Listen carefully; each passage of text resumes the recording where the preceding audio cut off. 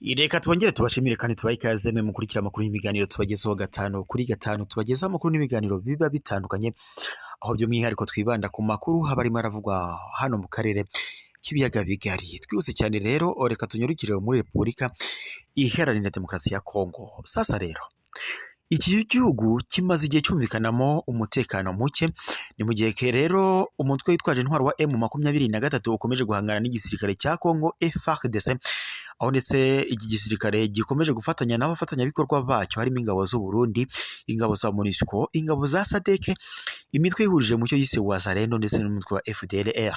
Ni mu gihe kandi uyu mutwe wa FDLR urwanya ubutegetsi bw'u Rwanda, kandi uyu mutwe wa FDLR uvugwamo bamwe mu basize bagize uruhare muri jenoside yakorewe abatutsi mu Rwanda muri Mata 1994.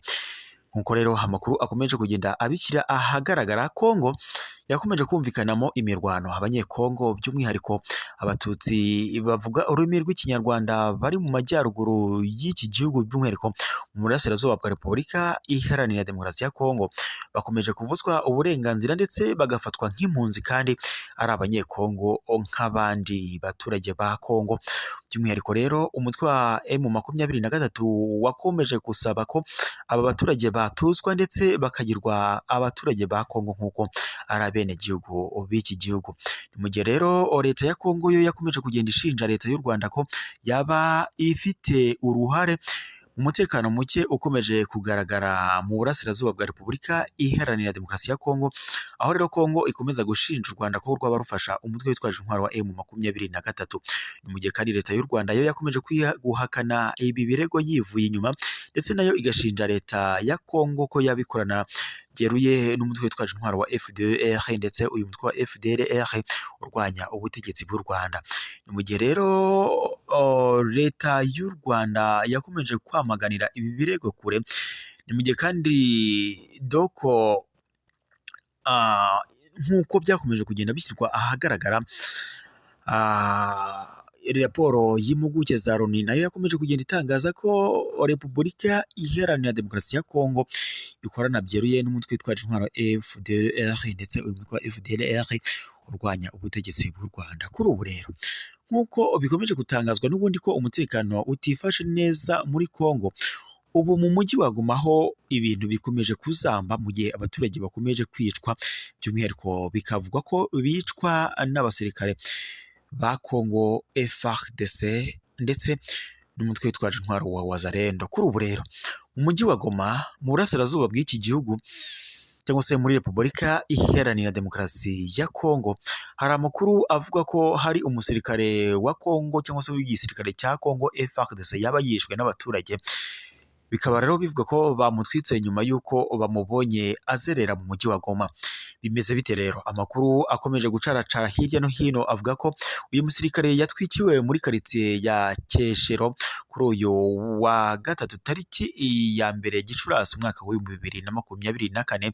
Akaba rero yishwe azize gushinjwa umwana w'umuhungu uheruka kuburirwa irengero ubwo yari agiye ku ishuri ryitwa Institut Juhudi tariki ya 29 Mata 2024. Gusa ntihasobanuwe uburyo yaba yaragize uruhare nibura ry'uyu mwana w'umuhungu. Gusa rero nk'uko bikomeje gutangazwa, biravuga ko uyu musirikare ngo yabanje kwidegembya anyura muri aka gace ka Keshero yambaye impuzankano cyangwa se uniform mu ndimi z'amahanga y'igisirikare cya Kongo FARDC.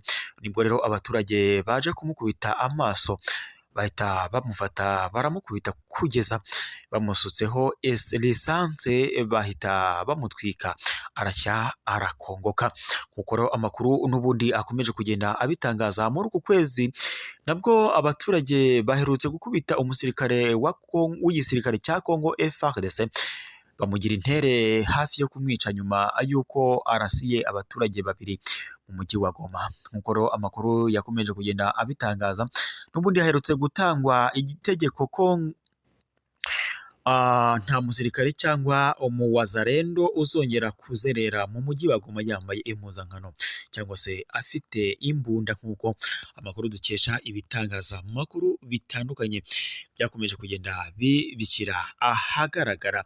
Ni amakuru rero akomeje kugenda atangazwa mu bihe bitandukanye. Kongo mu by'umwihariko mu mujyi wa Goma umutekano ntabwo wifashe neza, aho abaturage bakomeje kugenda bicwa urubozo cyangwa se buhoro buhoro bakaburirwa irengero bakicwa nta mpamvu, mu gihe kandi iki gisirikare cya Kongo FARDC ndetse n'umutwe witwaje intwaro wa Wazalendo aribo bakomeje gushinjwa ubu bwicanyi bukomeje gukorerwa abaturage. Umujyi wa Goma hari amakuru yakomeje kugenda atangazwa mu gihe gishize yavugaga ko abaturage bakomeje kurindwa, gusa ntago ariko byifashe, nuko abasirikare benshi bashyizwe muri uyu mujyi kugira ngo bawucungire umutekano.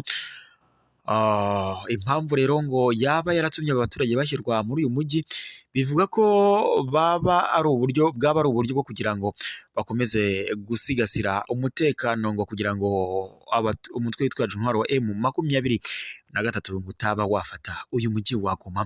Ni mu gihe kandi Colonel Nanga uyobora ihuriro rya Alliance Fleuve Congo cyangwa se AFC mu magambo ry'impine ndetse n'umutwe witwaje intwaro wa M23 bamaze kwihuza, yatangaje ko mu gihe kitarambiranye ngo agomba gufata umujyi wa Goma ndetse agahita yerekeza i Kinshasa gukuraho ubutegetsi bwa Antoine Felix Tshisekedi. Ni mu gihe rero nyuma y'uko abitangaje umutekano ngo wongerewe mu mujyi wa Goma. Uyu mutekano rero si uwo kurinda abaturage, ahubwo ngo ni uwo gushaka ko M23 itazigera igera muri uyu mujyi wa Goma. Turabashimiye rero mukurikira amakuru n'ibiganiro tubagezeho 5 kuri 5. Turabashimiye, reka amakuru yacu tuyasubikire hano, tuzongera mukomeze kugira impagarike n'ubugingo tubagezaho amakuru n'ibiganiro biba bitandukanye, aho twibanda ku makuru by'umwihariko aba arimo aravugwa hano mu karere k'ibiyaga bigari.